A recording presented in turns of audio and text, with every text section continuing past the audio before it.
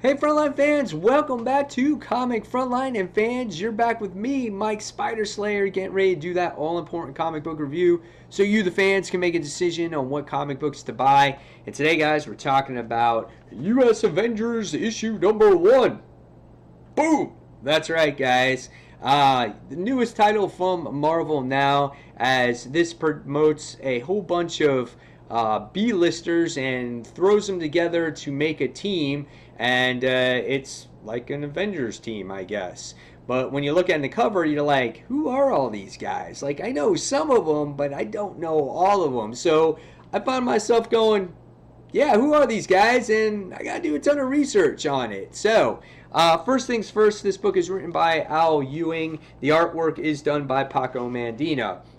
Paco Mandina's artwork is phenomenal. I really enjoy his artwork. He did Contest of Champions. He did the Nova title for a while, and everything that he does is really nice. I gotta give my hats off to the colorists in the book as well. Very creative type of like flying base, as you get to see a helicarrier that's a volcano in here. The characters are very lifelike. They're appealing to look at. I love the layouts in the book as well.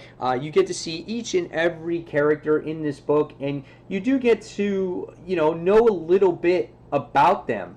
However, my issue with this particular book is that there's so many team members on this book that as much as they tried to fit this all in here for you to get to know these characters, you can't help but to sit there and Google these characters and where they came from. There just wasn't enough pages to sit there and squeeze all the information in this book to get you to know these characters. So as this series goes along, hopefully they do a better job or continue to explain and go into the history of all these characters. But nevertheless, it was a really good book to look at, and interesting to see a little bit of where these characters came from.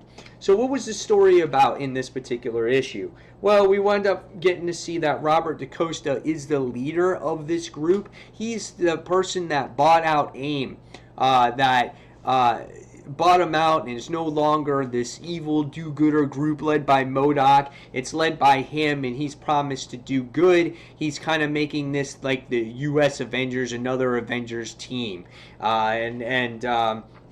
And we get to see them do battle against this, again, floating helicarrier with a flippin' volcano on the top of it. And we get to see all his people kind of go into battle mode here. And you get to see a little bit of their background history, kind of when they were interviewing to make this team. So we get to learn about Dr. Tony Ho. I think she was the daughter of the original scientist that helped Tony Stark make his very first Iron Man armor, and she now is flying the Iron Patriot armor, which I thought was pretty cool.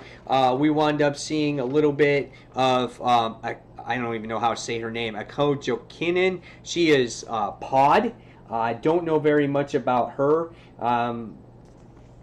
at all. I was like, wow, who is this chick? I gotta read up more on her.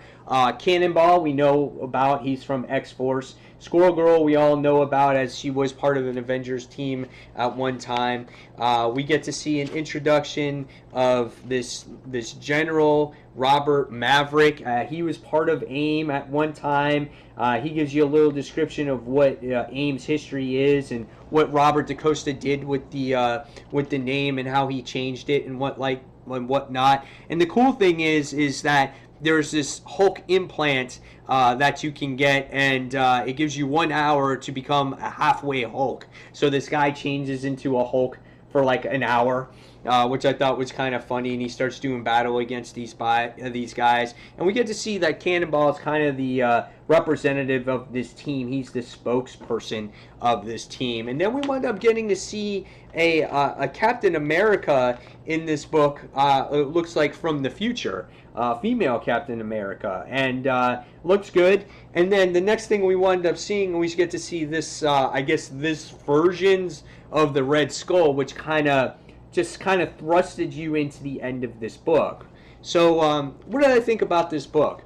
I thought it was pretty good. It just did not have enough screen time on there for all these characters. Maybe introduce some of the characters, maybe them doing half of the mission or part of a mission, and then the next issue you get to see the other half of the team doing the second half of the mission. Maybe get more characters, more screen time, instead of thrusting all these characters into your face. And when there's all B-listed characters or heroes into the book, it takes that much more to digest, and you have to do a lot of research to find out about these characters. So hopefully as the series progresses, it does flesh these characters out more. I would really love to see that, and then we'll see where it goes from here.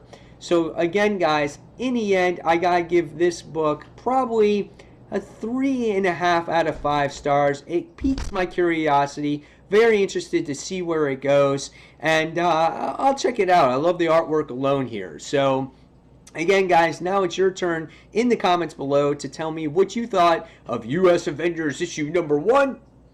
And fans, until that next comic book review, this is Mike Spider Slayer signing off. And don't forget to eat your Wheaties. Take care, guys. See you in the next comic book review. Bye. That was dumb.